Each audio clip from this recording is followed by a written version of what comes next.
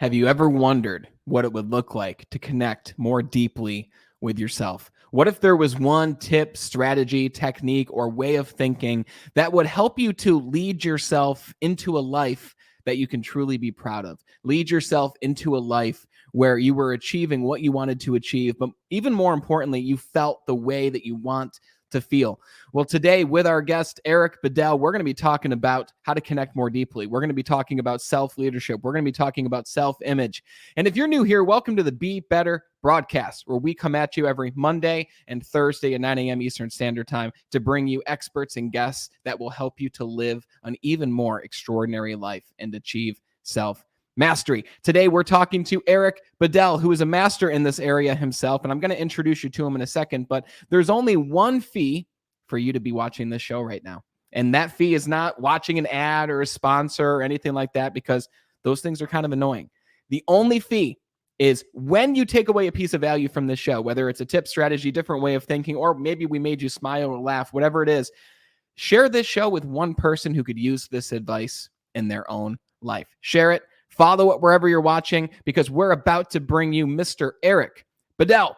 And for those who don't know Eric coaches and empowers people to boldly step into all situations by fostering self-awareness, resourcefulness, and resilience. Some of his coaching philosophies include a focus on self-honesty and trust, the practice of integrating all of ourselves into our ideal, including the shadows and the gradualness of action.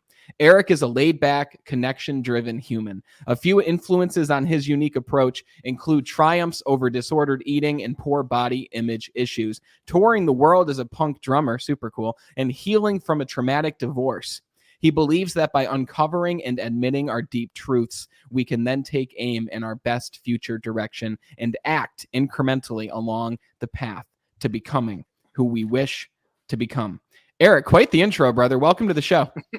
I was going to say, I was like, damn, man, that's good. That sounds wild.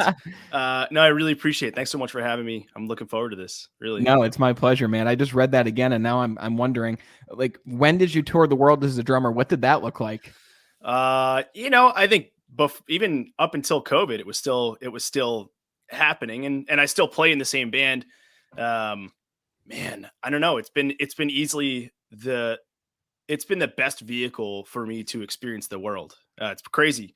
I think we've played in something like the mid 30s, like 36 countries.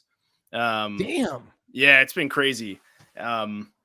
What's the name of your band so people could check it out if they want to go check it out? Yeah, sure. It's called Timeshares. Timeshares. Yeah, we were originally, what's actually funny is the band originated, or it was a band that came out of the dissolving of a band before that was built in Oneonta, which is not that far from you. Yeah. I think it's cool that you have, 30 something countries. Like, that's incredible. And now you're on this next part of your journey, which you've been in for a while now, which is coaching, helping people connect more deeply, helping people create a clear direction for their lives.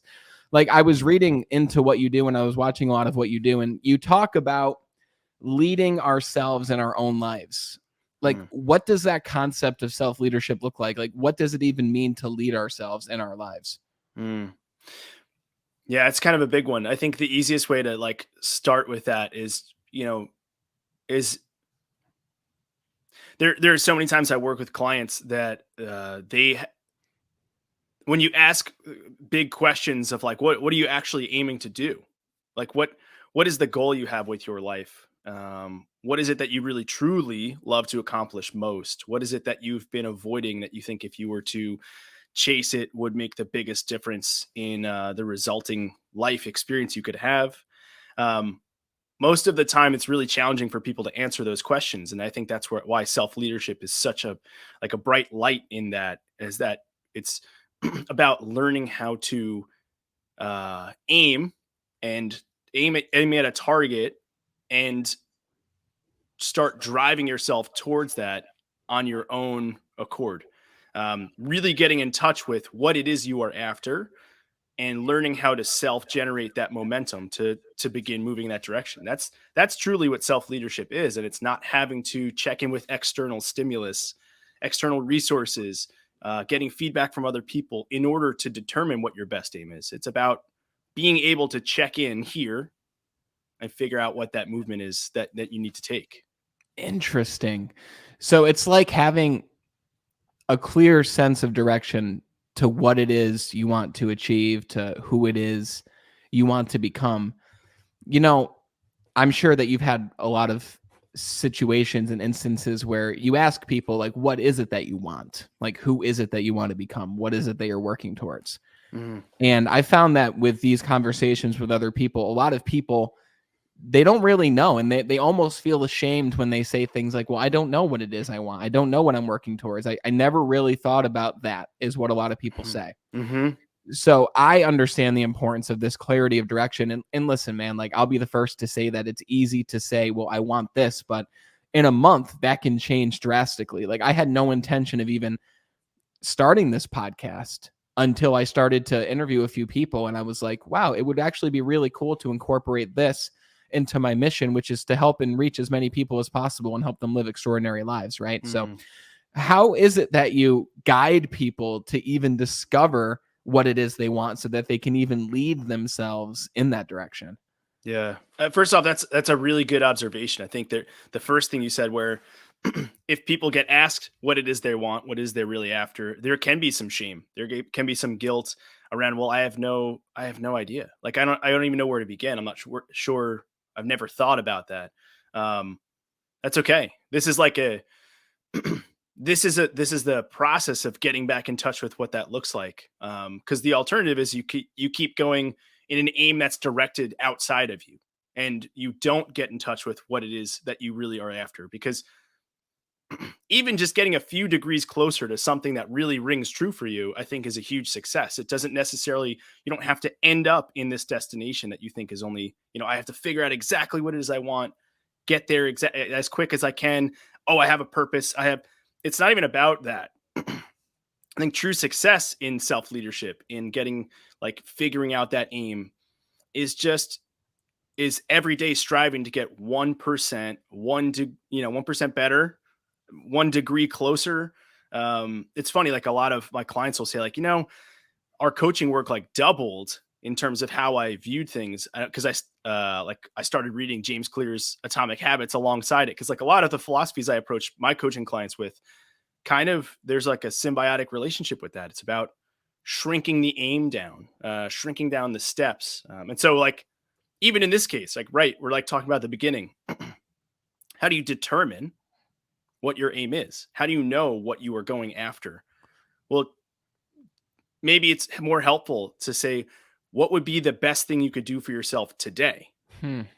Like, perhaps shrinking down the scope of your life's goal and your life's mission. Like, that's a huge damn question. And I can get why that would be overwhelming to some people. So shrinking it for today often will give you the answer for, like, what's best for you today is likely going to be the best. Like, if you could be the best person today and you just keep repeating that, man, you're going to see what that person looks like a year from now. You're gonna be like, holy shit, I'm a totally different person. And I got here one day at a time. And yeah.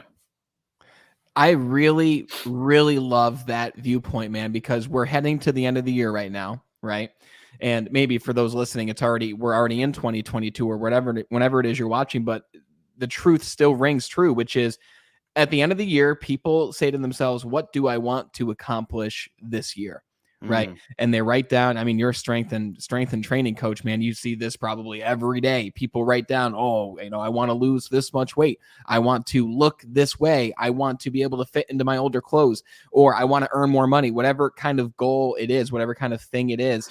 We tend to go after a thing or an end destination, when really everything that you talk about, and something I commend you for, is you talk about the person that you're becoming along the journey, not so much reaching the end goal, which, listen, if you're never reaching an end goal, it's like you're kind of wandering all the time. So it is important to have, like, an idea of what you want.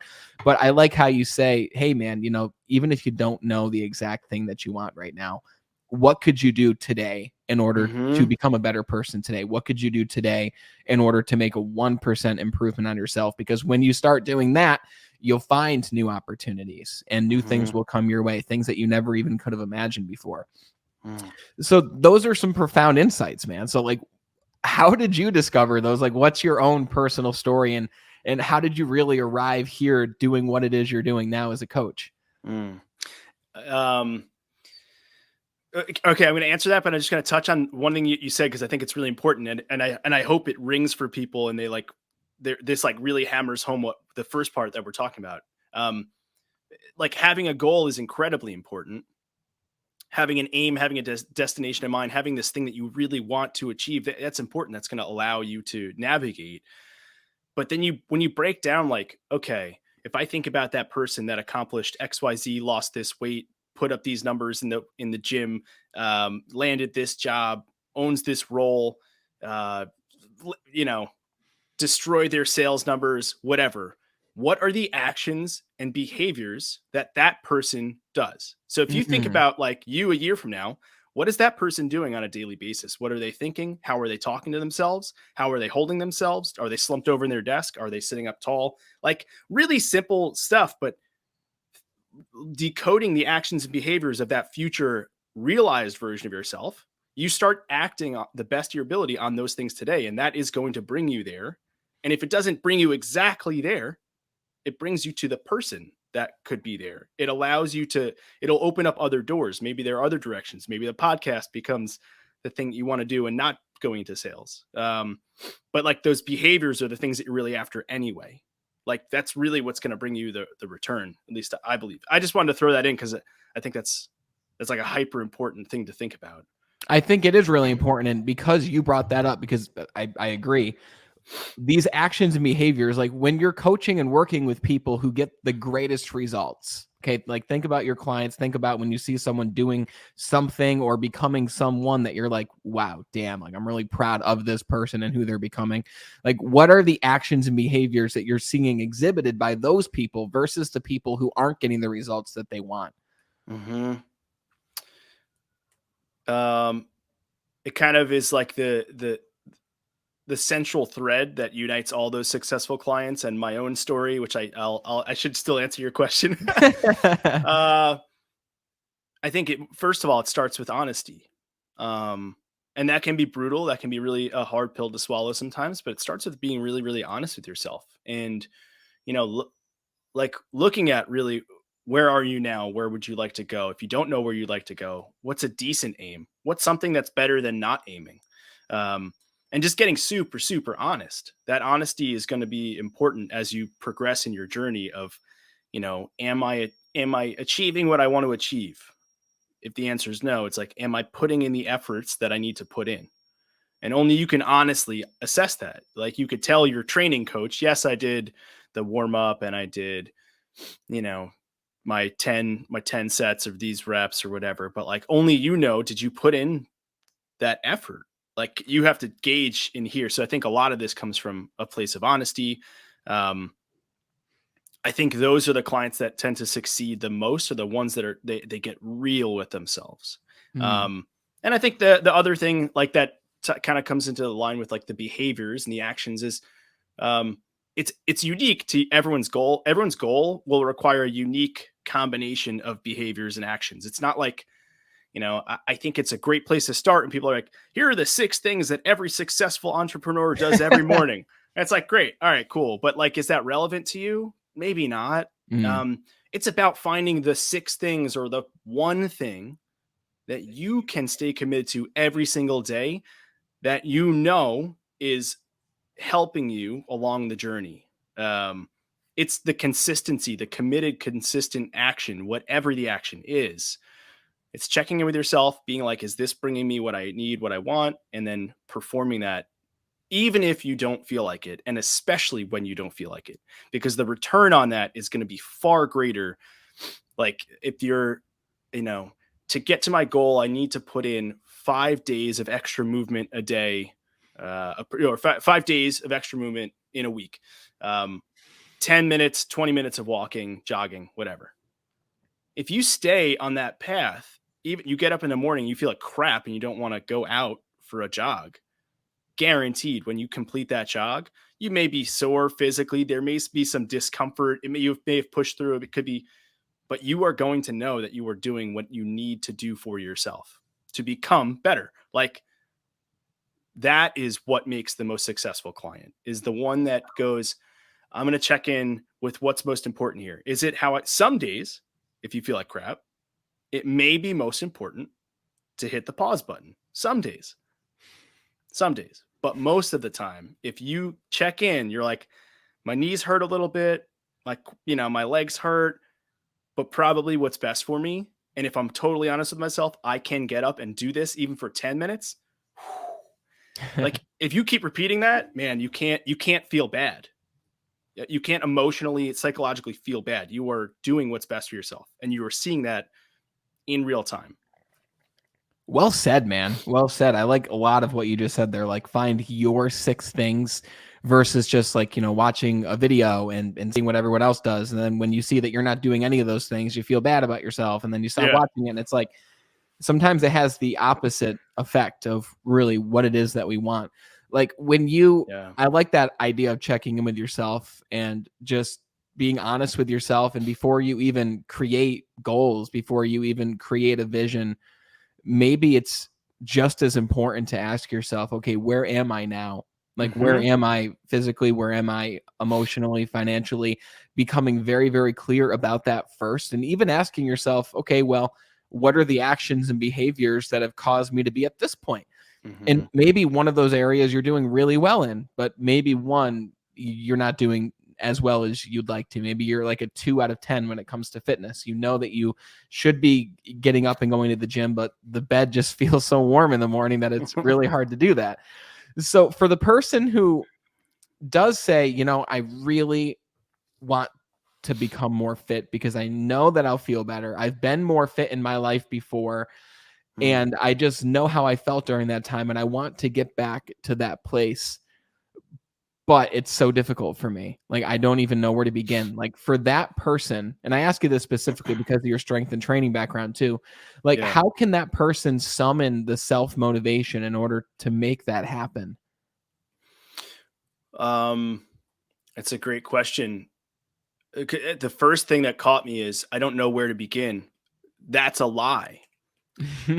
Right? And like, and respectfully, that's a lie. It's okay. Well, if you don't know where to begin, where could you imagine is a good place to begin? What would be your best guess on where you could begin? And also, let's make it like, let's reduce the boundary. Let's shrink the wall even further. Like, okay, what's what you know of in this moment today that would make you healthier to your knowledge? What are you capable of? What do you know in this moment that would help you get there? And then when you think of a thing, okay, I know that I need to exercise, right? So I need to, so I have to train 5 days a week. Well, how many days a week are you training right now? 0. Okay. What would be 100% improvement? 1 day a week. Just once. Like, and also, if you're 0 days training per week right now, 1 day would be a monster improvement. Do we need to think about your training session has to be 45 minutes? No. You know, it's a monster improvement from where you're at? 5 minutes. Wow. Like, it just, sometimes I think the biggest obstacle that shows up with that is like, because I look at that at scale, and I've seen it in clients, and it's not just training, it's everything. I'm coaching a client now that just left a pretty senior role at Google, took a big risk and went for a people manager role in a smaller startup, because he checked in here and like decided that's what he really wanted to go after. And the way we got him there was just through these like 5-minute incremental practices. And you look back over a month even, and you're like, oh shit. Like, that's pretty different than what I was doing 1 month ago. I've had clients that like this one client, all he ever wanted to do was start a band. That was like his dream goal. And that was like, I mean, and I respect that. Like, that's, as a musician, I know what that can feel like to just, I want this creative output or outlet. That's all he wanted to do. And he just had no idea where to start, because he just kept thinking, I'm never going to tour. I'm never gonna have the opportunity to play with these bands that I've grown up listening to. Here's all a list of things that are like make this journey impossible. And I'm like, cool. Well, what can you do today? So Cool. he made a commitment to sit with his guitar for 5 minutes, not even play it, just to hold it for 5 minutes a day. Yeah. And like 2 months later, he was so deeply involved in the music scene. He interviewed John Worster from oh man, I'm blanking. I've heard that name before. Oh wow, I'm blanking here. He started getting involved in like interview processes. And it was like writing song. He was like deconstructing songs from David Bazan, and he was like all of these things, and he was collaborating with other people, all because he sat with a guitar for 5 minutes a day. Wow. And like, I just think it's the power of looking at, well, okay, number one, honesty. I don't know what to do. It's like, is there anything that you know what would be, I could drink more water. That would be probably a good place to start. Yeah. You know what? How much water do you drink a day? A glass. They say I'm supposed to drink, whatever, 128 ounces or 100 ounces a day of water or whatever, like the internet gurus. Okay, cool. You're at 8 ounces a day. Do you think you could bring that to 16 ounces? Like, that's an improvement. It's, I think, shrinking the expectation that we're going to get where we're dreaming of overnight actually allows us to get there faster. So I asked you that question selfishly, by the way. And I'm so strange sometimes when it comes to switching up my routine. Because I'm the guy who I've done 75 hard twice. You've heard of 75 hard, I assume? Yeah. Actually, Okay. I was thinking about your fee for the show reminds me of Andy Frisella. Yes. Okay. That's where we got that. Yep. That's where I got that from. I love Andy Frisella, man. Love him. So I'm someone who will do 75 hard, who will freaking crush it, dude. And I'm freaking look awesome at the end. I feel awesome at the end. Hell yeah. But when I don't have that challenge, I will stop. And like, I'm either going all in or I'm hardly going in at all. Right. And this is why I really wanted to talk to you, especially because it is self-connection, right? It's even the lack of self-connection, or it's the lack of self-motivation, because I recently moved about 6-7 months ago, and I used to go to this gym nearby. And I would go to the gym. I would run outside during 75 hard, things like that. And when I moved, I canceled that gym membership, got a new gym membership. And whenever I think now of going into this gym, this new gym, it's Anytime Fitness over here in my town, I just think of things like, oh, when I signed up, I didn't take the time to look where the lockers are. I didn't take the time to look at where all the equipment I normally use is. I don't want to be the guy who goes into the gym and doesn't know where things are. I don't want to look like I'm new. And I told my wife this, and she's like, you are new. Like, you're new. Like, go in there, just try it. And I'm thinking in my mind, well, I'm going to go in there and, will I be able to get 45 minutes in before I interview a guest for that day? And it's like this story is created in my mind of why I won't be able to do the thing that I know I should do. And I say this because I think it's important for everyone to listen. I'm not perfect by any means, right? I can, gather a guess that you're not perfect in some areas of your life too, right? Many. But when they hear people like talking about these things, people may assume that we're light years ahead. And listen, we might be 1, 2, 3 steps ahead in certain areas, but there's other areas where we're focusing to get better. And I learned just as much from these conversations too. And you saying that, just focus on the small step, like what would be a 100% improvement. For me, it's literally what you said. Just go there, man. Just go walk in. Right? Just the equivalent of holding the guitar for 5 minutes. Even if I just made a trip, which I probably won't, I'll probably still get a light workout in.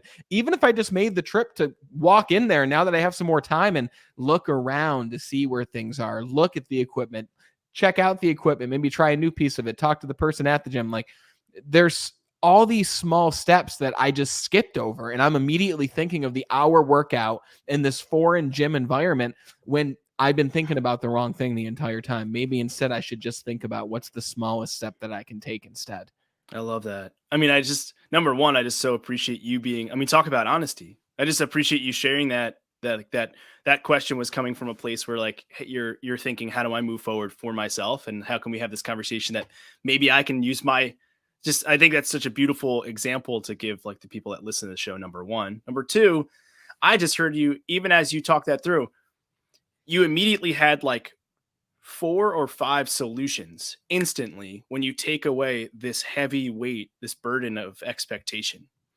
Oh, I could just go there. I could just walk around, look at it. I could ask someone to show me around.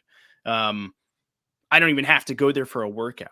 I could just walk in pre-interview, just take a peek, no expectation of a workout. Like all of those things just flew out of you because you reduced this thing of, I have to go in and like, I have to know exactly where everything is. Cause I know I've done 75 hard. I'm not the kind of guy that like can't just know where everything is.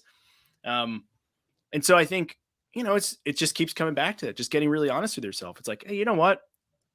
Like for anyone listening that doesn't know 75 hard of what you're speaking about, it's a tremendously difficult, challenging mental toughness program that involves a lot of physical effort. Oh, It's hard. It's hard. But it gave me a reason at the same time. It gave me a reason, like if I don't go to the gym today, even though like every dude, like 90% of the time I'd feel like I really don't want to go, but I did because I told everyone I was doing this challenge. Right. So it's like, if I don't go, people are going to know I failed the challenge and I can't lie to them. Right. But I think the biggest thing would be, I'd be lying to myself if I didn't do that. Well, that's what I was just going to say, like, it gave you a reason, but what actually is really fascinating about that program and why I think it's such a great challenge for someone that like has never felt what it feels like to really keep your word to yourself and to really push through to your limits. It's like, you've already done it. You're capable. You want it. Like you said, I needed a reason. I needed a big reason. Here's the thing. That guy, he's not checking in on you.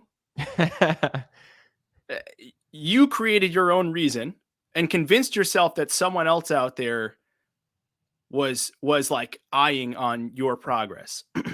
And the truth is, right, again, honesty, we come back to, nah, man, you motivated yourself the entire time. You kept your word to yourself because you said, I'm going to do this. Okay.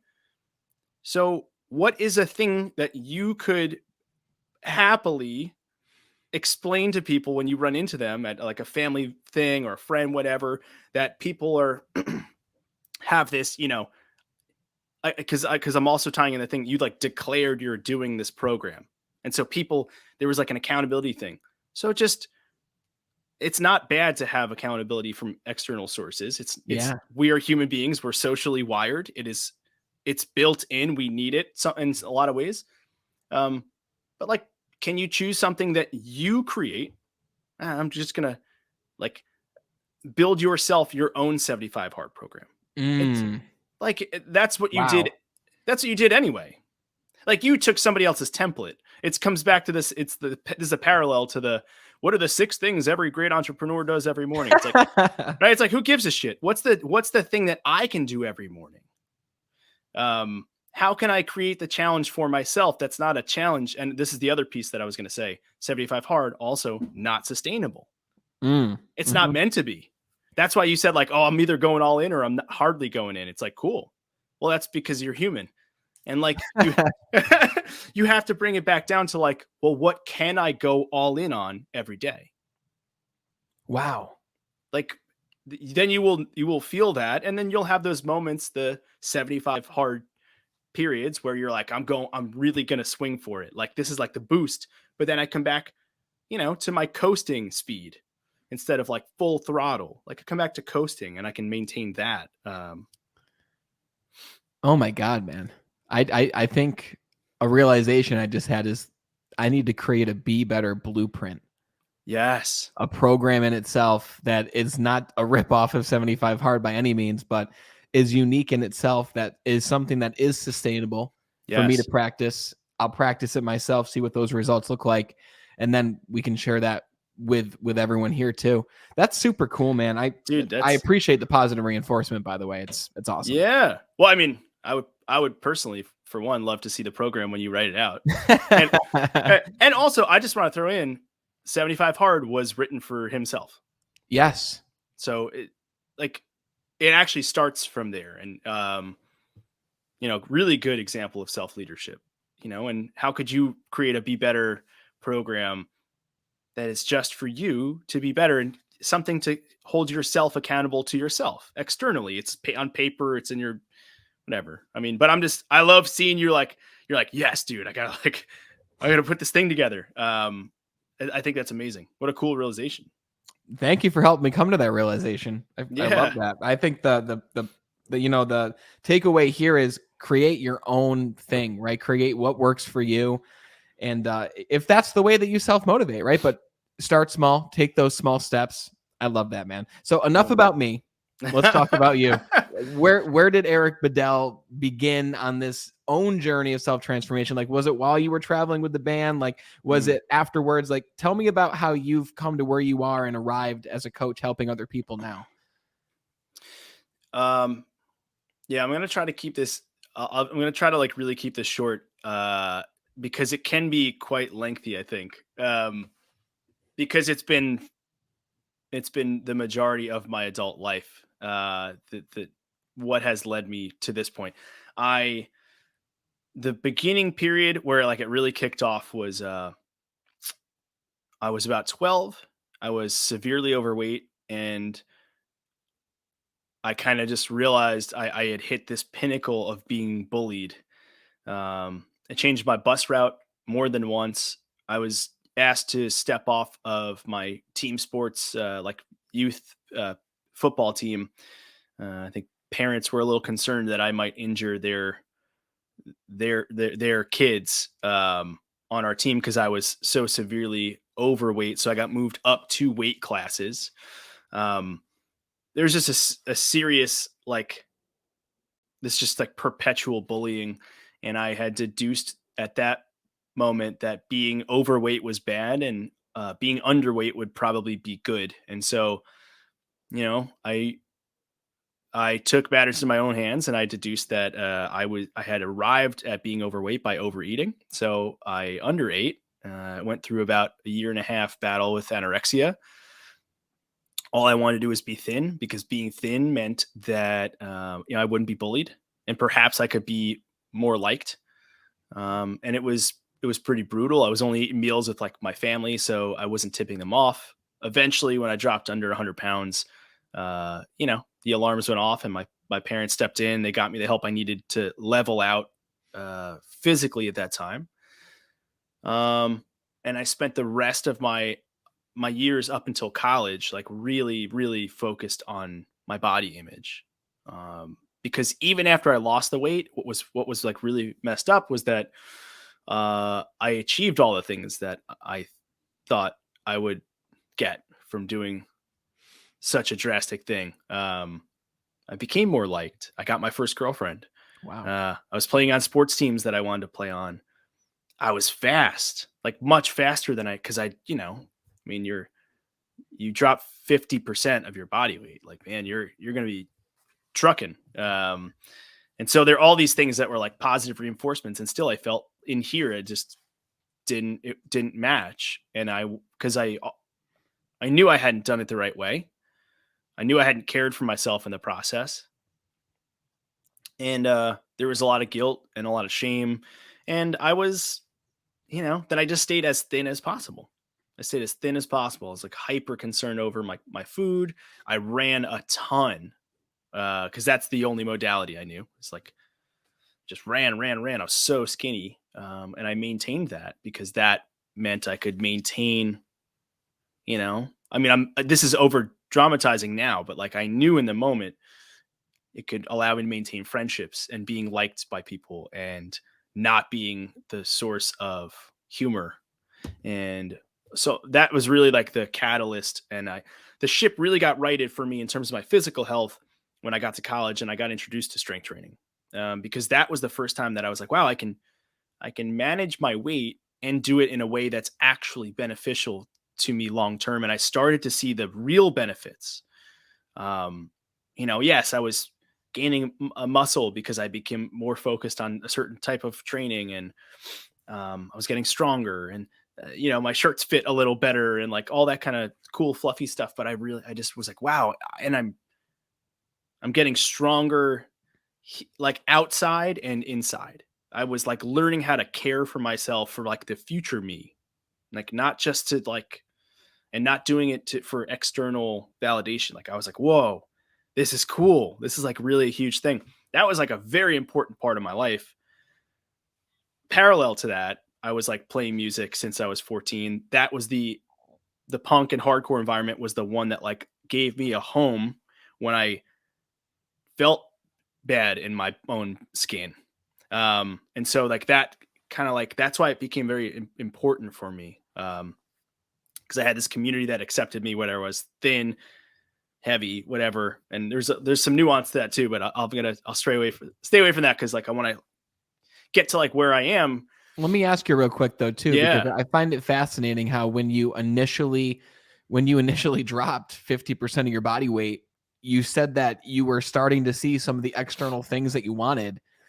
And I relate like so much to what you're saying, man, because I was overweight until I was like, 14, 15 years old, and until I started doing things in an unnatural way. Like I was taking thermogenics, I was eating much less, I was just drinking a ton of coffee, and I really just wasn't eating hardly anything. So I relate to that 100%. And I also started seeing these things that I wanted come into my life, but I still didn't feel good about it either. Like I met my wife at that point, right? When I was the skinniest I ever was. That's when I met her. So I did get things out of this, of course. But looking back, I remember even when I was at my skinniest, I still felt like I was a fat kid. Like I still felt like I was fat. I was wearing baggy clothes. And only now when I see like Facebook memories pop up from like 10 years ago, I'm like, damn, like I was really, really skinny, like much skinnier than I even thought I was at that time. Like it's fascinating how you can get all these things that you think you want, but still not feel the way you want to feel. Like you literally said, but something was missing here. Like, what is that thing that's here that you were missing at that point? I'm going to answer it by first saying what you, the phrase is like, even after getting the things we want, I didn't feel the way I wanted to. And I think that's why this really pivotal piece about becoming honest with ourselves is so important, is because you didn't actually want to be thin. The thin was a vehicle to what you wanted. And it's about figuring out what is that. It's like the things we think we want are never the things we actually want. It's at least one layer under that, sometimes three. Like for me, I didn't want to be thin. I actually didn't. That wasn't, for me, I wasn't as affected by, advertising and, like the male strong physique from ads and stuff like that. That wasn't like a big motivator for me. It was that I wanted to be liked. I wanted to not be disliked. And so becoming thin was just a vehicle that I thought could get me there. And so like, it's even one layer under that. Well, why did I want to be liked? It's because I wanted to like myself.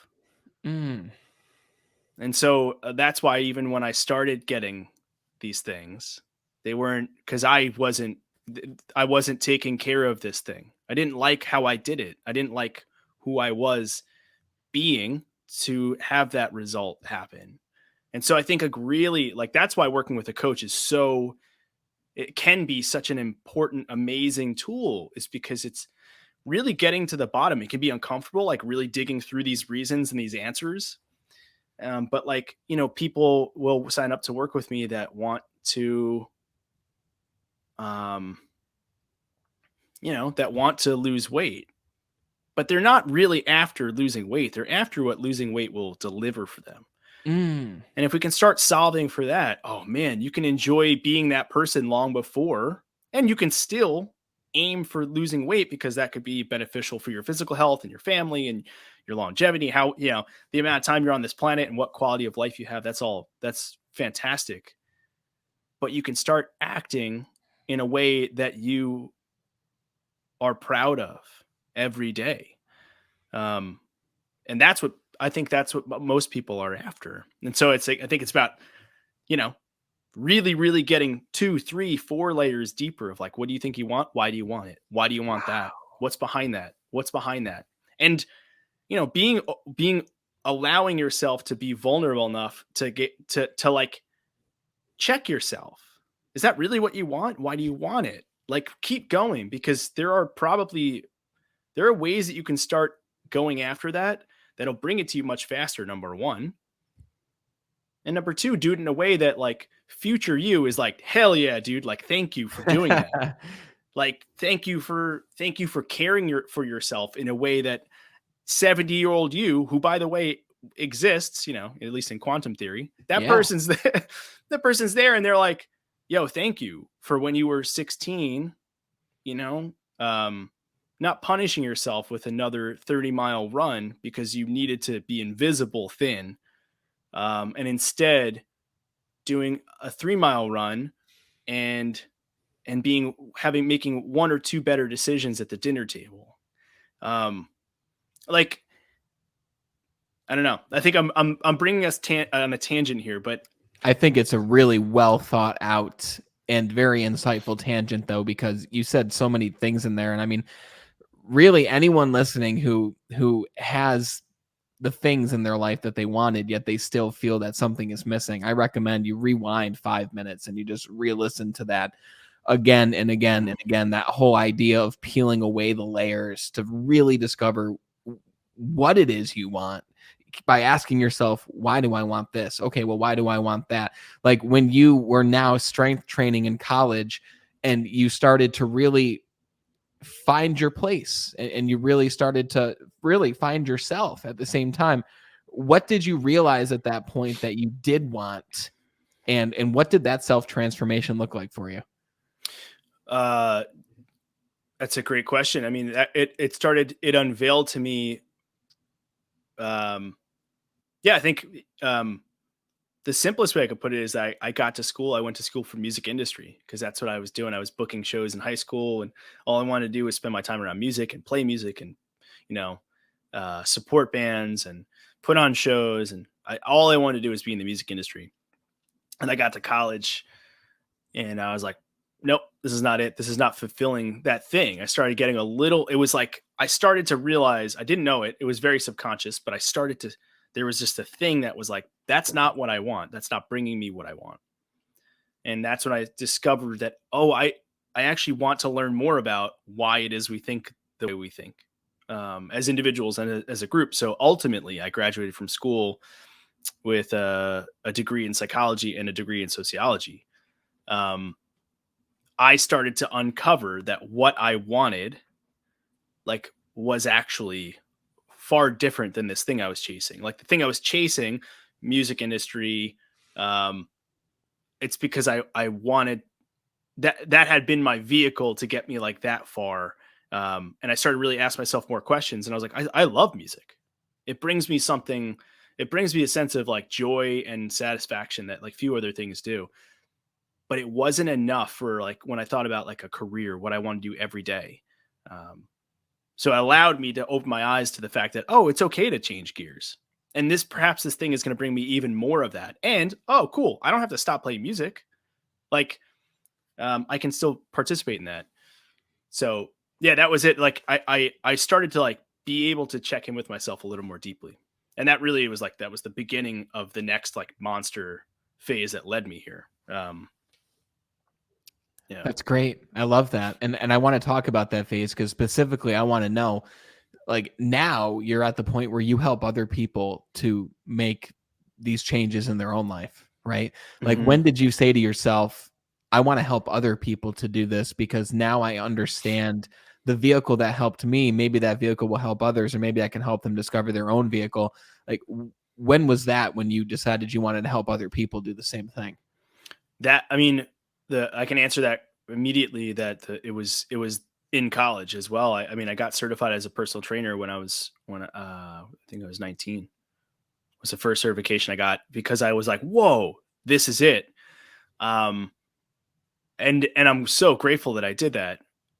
What ended up happening many years later, literally over a decade later, was that I finally put myself in a position where I could go full time as a personal trainer. And I realized there were still things missing because I started to unpack my own journey further and realized the training was a vehicle to get me to the step I was at, but it actually wasn't the real mechanism. It was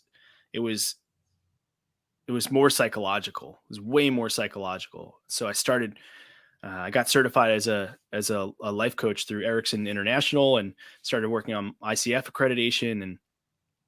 And I was like, I think I'm jumping around a little bit, but that coaching was the missing piece for me.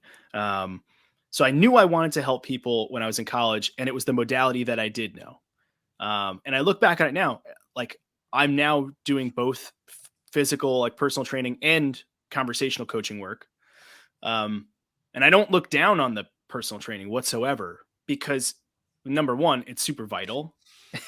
It's like pivotal in sometimes in the transformation. It was so essential in me becoming who I am. Like I needed that.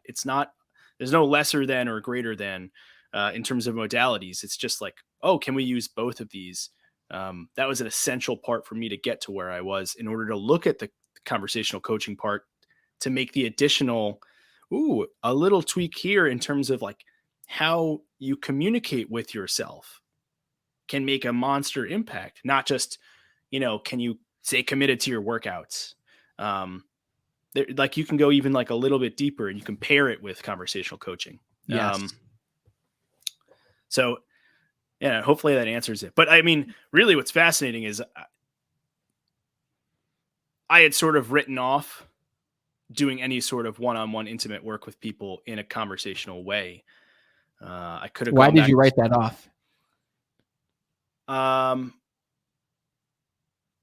I didn't see it as a profession that I wanted to like commit myself to for the rest of my life. And at that time I only looked at it as like, well, I could be a clinical psychologist or a therapist or social worker. Those are my options to do this. And I don't want to do that. Turns out there's there's many other ways that you can do that. And what's weird is I realized I had been doing it in my various careers. I ran a music venue for 7 years. I coached all my employees. I didn't realize I was doing that. As a trainer, I was coaching people. I didn't realize I was coaching. I didn't realize I was doing that conversational support. I ran a juice cafe. I didn't realize I was coaching my customers that came in. Like, you just start to notice that you don't have to have you don't have to have like the sign on your front door that says I'm a licensed therapist in order to offer support and and learn how to really foster an intimacy with people so that they can start to like it. You never know. Like you have a conversation with someone in a coffee shop and just one little way that you give them a sense that they belong in that coffee shop at that moment for that time. Like you don't know how that impacts someone. Yes. And I think that's really, that's especially now in 2021, like there's social media would lead you to believe that we're monstrously divided, at least in the US. And I would say internationally as well. We need to like create some more space for other people, regardless of our profession. And it's an easy process. It's not really that challenging. It's, take a deep breath when you feel like you want to just shout something out like that. That one tool can change the world, Yes. like. Well said, man. It's so true though. It really is so true. Just that proactiveness versus reactiveness can make a big difference, man. I mean, that's really what leadership is. It's just listening more than you talk yourself. training yourself to think about what you want to say before you actually say it. And like you say, you don't just get there, you make 1% small improvements, and that small improvement can be, maybe before I say anything when someone talks to me, I will truly attempt and do my best to be present with that person and not think about what I'm going to do afterwards, or not think about my response, but simply be present with them and think about what they said before I even offer up these automatic responses that just come from me. Now, I'm curious. I have a final question for you, but before that, I know that right now you are developing or have developed a coaching system for this self-led evolution, right? Yeah. What does that look like, and who is it for? Yeah, the system for self-led evolution is definitely still in process. It's in beta. I'm testing it with my current clients, and I'm testing it on myself. Because I started looking at my past clients, and again, like you asked me before, like what were the successes? Who were the ones that like really transformed in the ways they wanted to? And I started looking at what was the process, where were the themes amongst all those different clients, and how could I come up with a process that could be repeatable for other people, unique to their situation. And so that's when I started like piecing together this model. Um, it all comes from, it's all these aspects we're talking about, just in a more systematic approach. So it's about, becoming honest with yourself, really deciphering what it is that you want to aim at, aligning your commitment to that aim, taking the tiniest actions possible and testing them, and then being non-judgmental in the result, taking a look at what that result is that gets produced, seeing what from the process you can absorb and what you no longer need can discard. And then, cool, did you solve what you were going after, or is there more work to be done to get to where you want to go? You could throw it right back into the system, into the model, and repeat, or you can move on to another thing. And what I love about when I started like really decoding all this, the other thing that happens, and like we know about this, like we like there's axioms about it, and we all like people like know this, but um every single time that a person elevates themselves in some way in their life, they get better in something, in a way that they're really caring for themselves, like they're caring for their future self, um and they can develop that sense of fulfillment, pride, satisfaction, achievement. Every single time someone does that, they elevate people around them. If they're doing it from the place of honesty, from like they're going after the things that are really honestly important to themselves, they elevate the others around them, even just by association. And so I started really looking at, whoa, that actually happened to all my clients. People, they were inspiring other people around them to start weight loss journeys. They were, other people around them were started asking themselves, like, well, is this really the career that I want to keep pouring myself into? Um, and so the system for self-led evolution that I've been like kind of piecing together takes that into account, and actually like intentionally puts that in the focus, that every time you make it through the model, every single time, there is an ecological impact. There is a benefit to everyone around you. And so that's why I think, man, doing what's really, really, truly, deeply best for ourselves is what's best for the planet. Absolutely. And like, that's probably that's the model in a nutshell, I guess. It's making a giant difference on so many people just by helping one person, who then stems out and helps a bunch of people with their own actions and their own self-transformation, which is, Absolutely. it's huge, man. It's huge. I know that you do have a few spots right now for one-on-one clients, correct? You are taking on some more one-on-one clients? Yeah, I have a few spaces at the moment. Yeah, I think potentially shrinking by the new year, which is an amazing thing to say. But yeah, I do have some open spots, and actively looking for like really great clients. So yeah. Super cool, man. Everyone listening, go to ericbedellcoaching.com, ericbedellcoaching.com. Links are in the description. And also in the description, you're going to find links to all of Eric's social medias.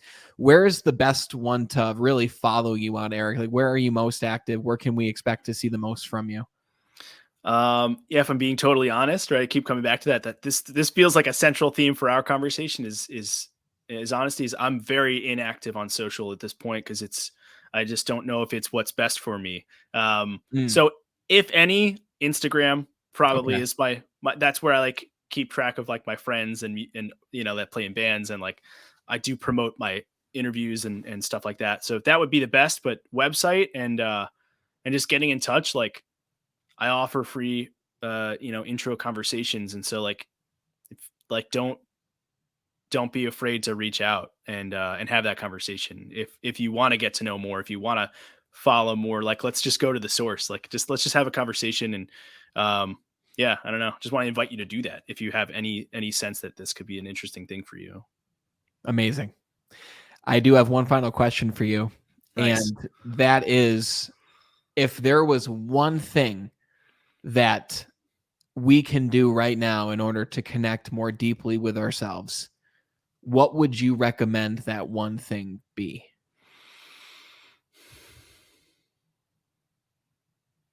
Hmm. I'm chuckling because I'm thinking, before I'm saying that everyone's really unique in what those things are for them, and I believe that deeply. But there are some universals, and if there's one thing that everyone could do, it would be giving yourself the permission for 30 seconds to sit back wherever you are, close your eyes, and take a deep breath in through your nose and out through your nose, Hmm. um, and recognize that you're actually number one, you're still here. Number two, um, sometimes reducing stimulation, and that's why I say intentionally close your eyes. Reducing that stimulation can allow you connect with, you know, what that inner bit wants to like say, share, hear. Um, just yeah, just like experience and actually probably it's even best that I don't like color it in. Just experience what that's like to sit there for 30 seconds intention with the only intention to give yourself 30 seconds of real self-care. Just like listen to what's going on, like take a deep breath. I'm that's like one of the most pivotal practices that I developed over the years was my own breathwork practice, and like it can be different for everybody, but if you just sit there and just pay attention to what's going on, um, it can offer you so much. It can offer you so much. Damn. That's beautiful, man. That really is just, Thanks, man. and I can guarantee after that 30 seconds, you feel completely different than before you started. Like it's a complete state change in less than a minute. Yeah, and with no intention. You don't have to do any fancy. You don't have to know what to do. You don't have to. There's a lot of protocols, and there's a lot of great breathwork teachers, and I'm not diminishing that. They're because they have different uses, but like great place to start. You use what you already know. Like it teaches you about how to be resourceful, which I think is like really important right now. Yeah, just breathe however feels most comfortable for you to breathe at ease.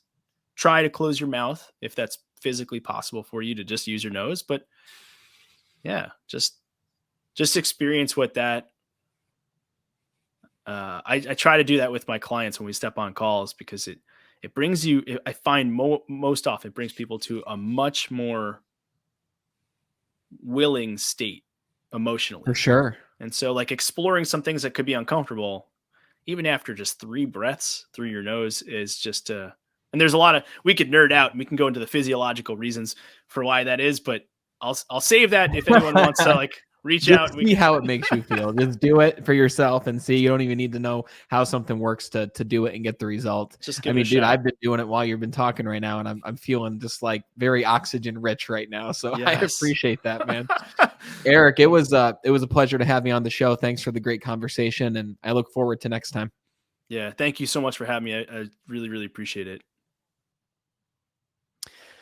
That conversation went in a lot of different directions. The premise of this conversation was all about how to connect more deeply with yourself, how to discover what it is you truly want behind these different motivations that we have, whether it's with your fitness, whether it's just with something you want to achieve in your life.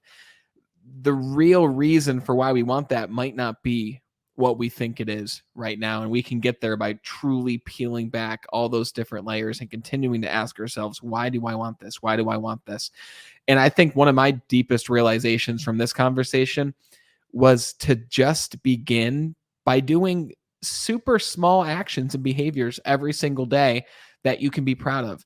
The small incremental actions that you take will become this much bigger result in the end. And you heard us both share our own experiences with this, with me physically, even when Eric talking about social media, just some really solid realizations and a great discussion all around. You can find more of Eric Bedell at ericbedellcoaching.com. He's not on social as much just because he's busy working with his clients, and he's got some more spots open right now that will be diminishing before the new year. So be sure to check him out at ericbedellcoaching.com. And until you and I talk again next time, continue to be better.